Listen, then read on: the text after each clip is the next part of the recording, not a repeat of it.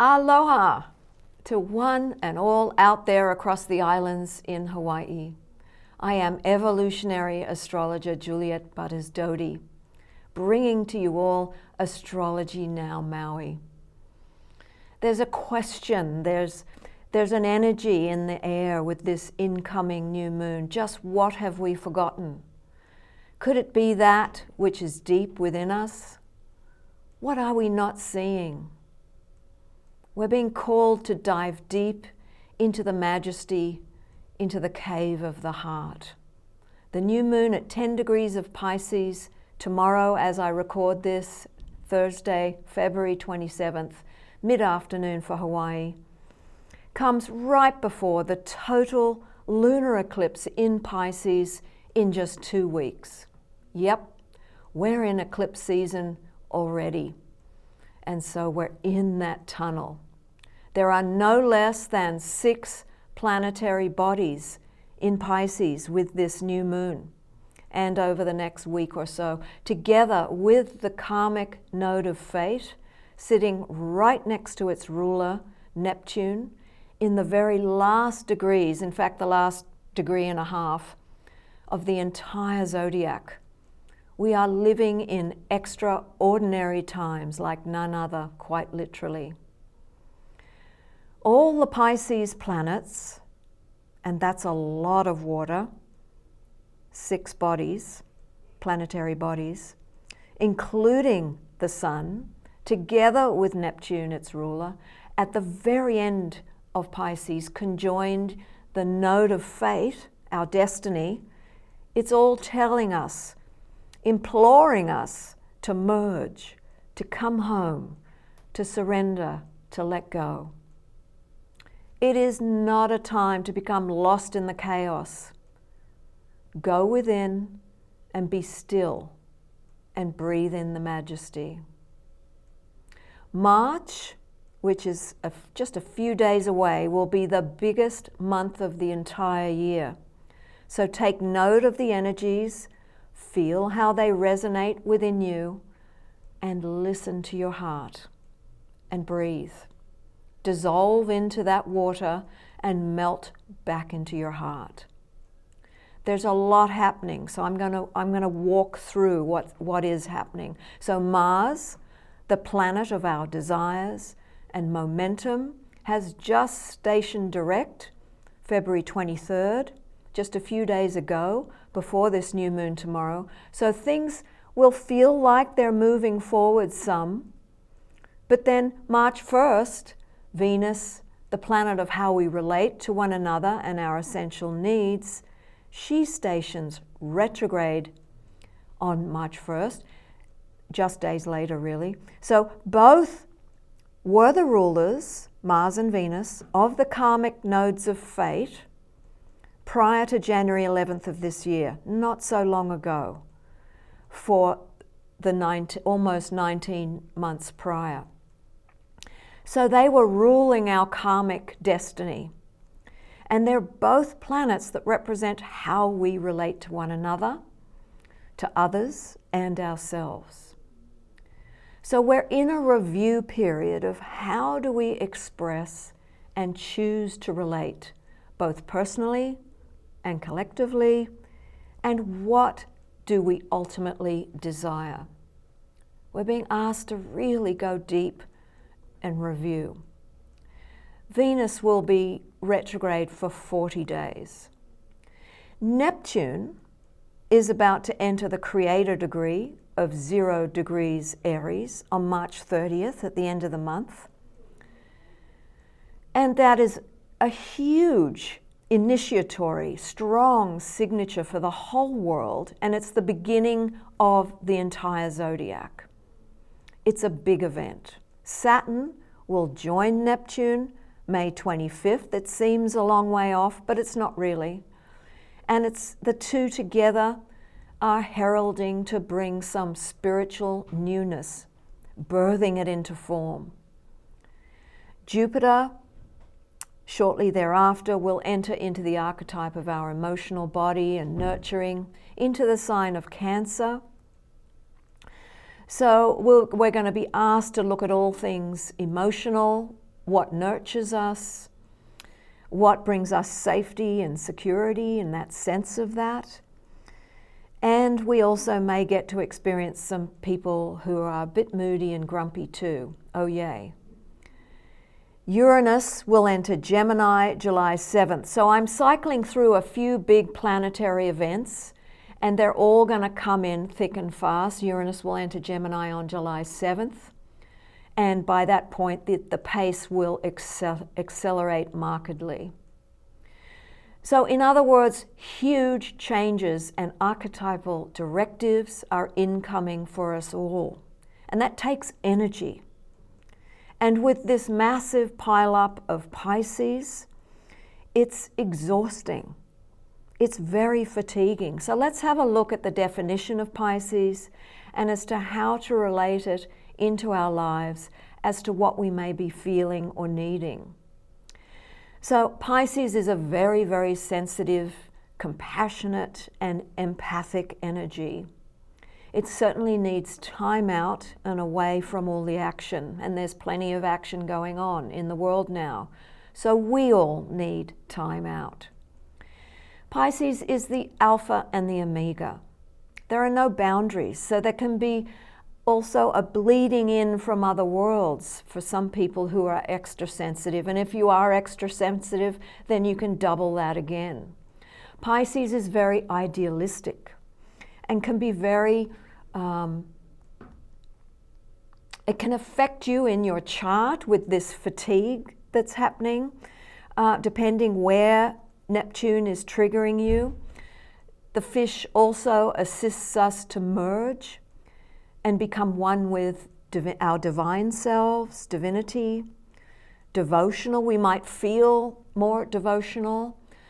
It assists us to surrender, to merge. It's a dissolution, actually, of what is not real.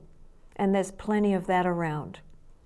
It's also helping us to see the exquisite beauty that is all around us, and sometimes in indescribable proportions.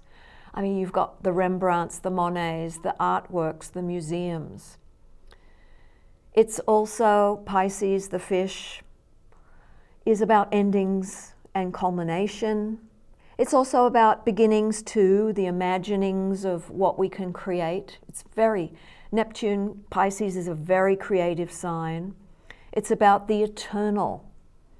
It's about the quantum field, all that energy that we cannot see. And so it can make us feel like numbing out. We're not seeing things. It can be a very pretentious person. It can be someone who's living in a fantasy, not seeing the real reality.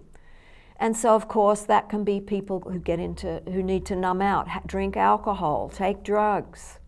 It's about addictions. Therefore, you know, if we're not doing alcohol and drugs, maybe some of us scroll a lot on social media. And I know I can fall down that hole and go, wait a minute, what am I doing?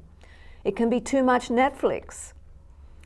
It rules, actually, Neptune and Pisces rules pharmaceuticals, viruses, immunity, and is also the culprit for deception and even deceiving our own selves. So it is certainly no time to bury our heads in the sand and pretend that something is not happening when it actually is. We can't ignore it anymore. So what's important to you? Let it dissolve if it's no longer important to you. It's a time with all of this Pisces energy to spend time in meditation, contemplation, walks in nature or stillness, to dance with your muse, to paint, to get your hands in clay, tap in, tune in to discover the majesty of the heart, the cave that is the entrance to the royal road home. Incidentally, the archetype of Pisces carries the wisdoms from all of the other 11 archetypes. So there must be something special now for us all to drink in, therefore, with Neptune right next to and ruling the karmic north node of our destiny, together with Mercury, Saturn, the Sun, and the Moon at this new moon, and Ceres, all having a big meetup here in Pisces, affecting us all. So it's an important time to discern what is best for your future as a whole, whilst we refine our way our way forward into our collective evolution. Think big and futuristic, collective and creatively. The South Node in Virgo is in a grand trine to Sedna, the goddess of dissolution, yet she's in Gemini. She has an 11,500 year orbit, and she's back here close to the Earth, downloading a whole lot of fabulous and fantastical information that we could probably use, and speaking for the next quite a few years to Pluto in Aquarius. Pluto directs our future. He's in charge of the collective, and he's in the sign of Aquarius, about the future, about being creative, about freedom. So we need to get out of our own way, think outside of the box, use the diverse ideas that comes from Sedna in Gemini, ideas, and wisdoms from our galactic ancestors that Sedna is bringing to us, so that we may seed a new world that will support the children who will inherit the earth that we leave them. Saturn and Mercury in Pisces are partaking in a profound, helpful push to deepen our spiritual practice. Weaving and assisting, Mercury always weaves in everything. Weaving and assisting the now direct Mars to go forth with newfound clarity. He's got a trine over to Mars, to take the action whilst forever holding the sacred flame in the heart high. Vesta comes in now, the goddess of the eternal fire, and she's part of a beautiful water trine, giving a hand to ground and contain the fire to burn just so for success. So even that trine that I just described is in water, which brings on more feelings.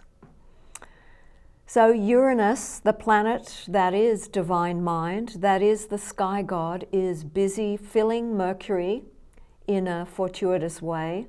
And Mercury represents our lower mind, so filling us all with incredible ideas, multitudes of them. Some of them perhaps genius ones, out-of-the-box ideas, helping the messenger out, suggesting to keep it simple, because Uranus is in Taurus, resourceful and simplicity, and to weave some of that magic into your world. Sedna simultaneously is right next to Uranus and is downloading that galactic and cosmological creative ideations from thousands of years. Remember, she has an 11,500 year orbit. So she's bringing a tremendous amount of experience and wisdom to us to help us bring Earth into the new. She'll assist us for the next few years ahead, actually. And she was the one in myth that gave birth to the whales, the dolphins, the seals, and the sea creatures by surrendering completely into the deep waters, by letting go of control of the old patriarchal way. So her call to us is to surrender the old and embrace the new. And finally, Pluto sits right next to Pallas Athene. She's the goddess of the single-eyed focus. And she's in Aquarius too, obviously, sitting right next to Pluto, birthing a whole new cycle of focused strategy. She also represents Saraswati, for those of you who are into the Hindu goddesses. So she brings a focused strategy to weave through these next months that will be foundational for the next years to come, quite literally. Pallas Athene has great experience in escorting the feminine through the patriarchal realms. She succeeded in bringing the Trojans home in the Greek mythological war, and she's going to assist us now to become single-eyed and sure. And so, as we now are in eclipse season, tread mindfully as we head into the next full month ahead. The eclipse will be in 2 weeks, on March 15th, 13th, actually 13th, 14th, depending where you are in the world. Venus stations retrograde, remember, on March 1st for her 40-day review of all things regarding relationships, money, sexuality, and more. So that total lunar eclipse is incoming. We're in the tunnel, so to speak. That's a term we use as astrologers.